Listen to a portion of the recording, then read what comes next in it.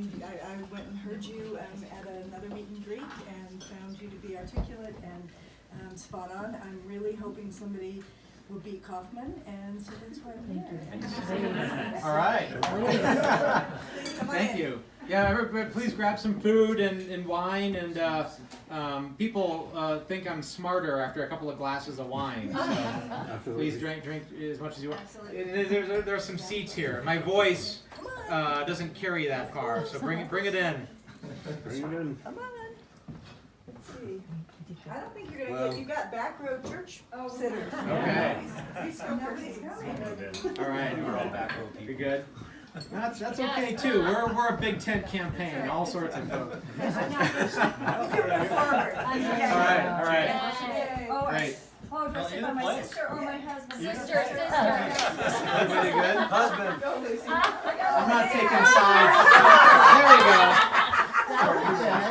Yeah. All right. I'm gonna stretch my legs out. So thank you, Cindy and Doug, for hosting. Really appreciate you opening up your beautiful home tonight and putting this group together. What I'd like to do is spend a couple of minutes just talking about who I am and why I'm sitting here on a Tuesday night wearing a blazer running for Congress. Because frankly, it's a little bit of an unlikely position for me to be in. I'm not somebody who you'd look back 10, 15, 20 years ago and say, oh, that Jason Crow, he's going to be a congressman someday. That's not been my life. It's been a non-linear path here, but one that I think is important and really informs my worldview. So I'm going to talk about that. Then the next thing I'm going to do is I want to talk about where I think we all are as a country and community. Where do we find ourselves now? And what is our path forward? And then I'd love to take your questions. So does that sound good? Yeah, great. All right.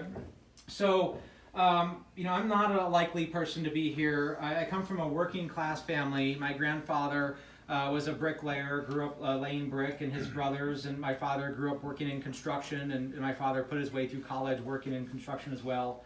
My grandfather on my mother's side was a shoe salesman, and my mother never had a chance to attend college. She worked as an administrative assistant growing up for most of my life.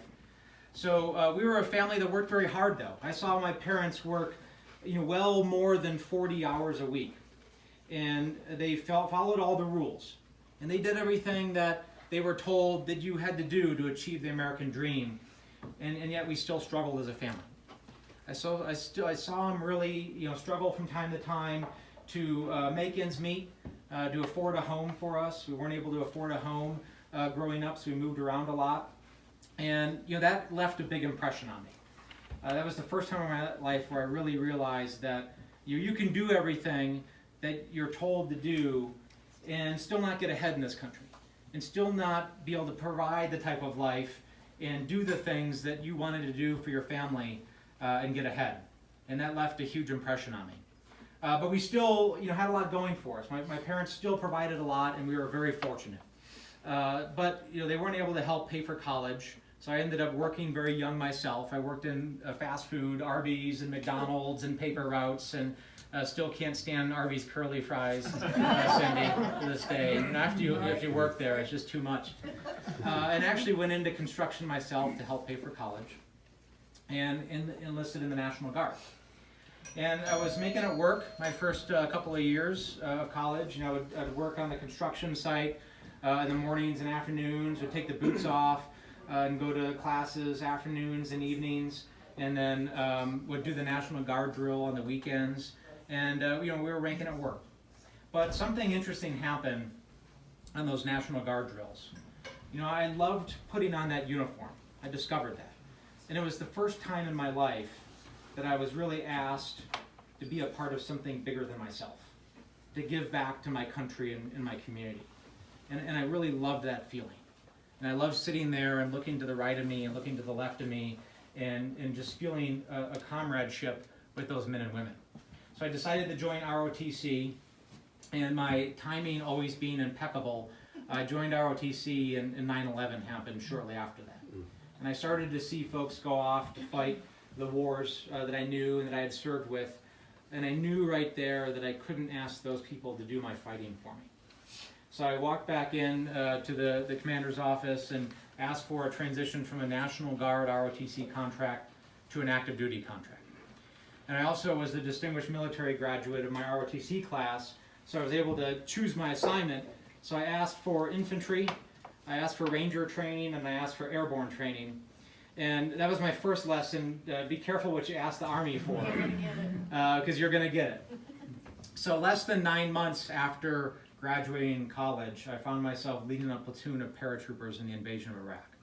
And we fought in the Battle of Asamoah, we fought in Diwania, Ramadi, Fallujah, and ended up taking southern Baghdad. But it wasn't the fighting that really changed my life. It was the men and women that I fought with. And I'm going to tell you about them.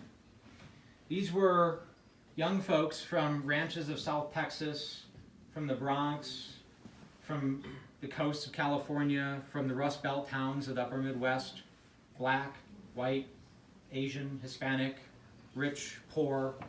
We were really the melting pot of this country. And we never would have found ourselves together had it not been for us thrust together in that experience. And despite some of our differences and different backgrounds, we knew that to survive we had to come together, that we had to focus more on what we had in common, and the flag on our shoulder, and the oath that we had taken than any of our differences to come out of it. And that's what we did. We came together and we focused on those things. And we also drew great perspective and strength from our backgrounds. And we were a greater and better team because of it. Because we had different experiences. We had come from different places. And yet we were still able to come together and achieve a great thing together. And that's where I realized what really makes this country great. Because there's been a lot of talk about that in the last year or two. And what really makes this country great, as I learned, is that we have all of this diversity and different perspective. Right? The great American experiment.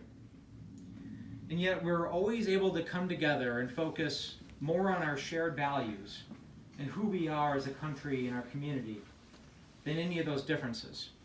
And use that as a basis to move forward together. And that was the second big lesson in my life, and lens through which I view this experience. So I left, I came back from Iraq, and my wife is a fourth-generation Coloradan. We actually met at a bar in North Carolina. She was getting her grad degree at the time, and I had just gotten back from Iraq.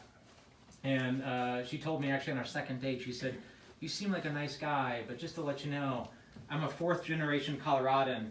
And when I'm done here, I'm going back to Colorado, and you're welcome to come with me if you want." So it did work out. We ended up, after I left the service, we came back to Colorado, but not before I was transferred into special operations and ended up doing 2 more combat tours with the 75th Ranger Regiment in Afghanistan, one in 2004 and 2005. So after 3 tours, I left the service and was going to use my veterans benefits to go to law school. So we came back here, and I was going to DU, and I was having a really hard time, frankly, getting my benefits, getting paid on time, and navigating that system. And I had been a captain. I started my career as a private in the National Guard, and it ended 9 years later as a captain.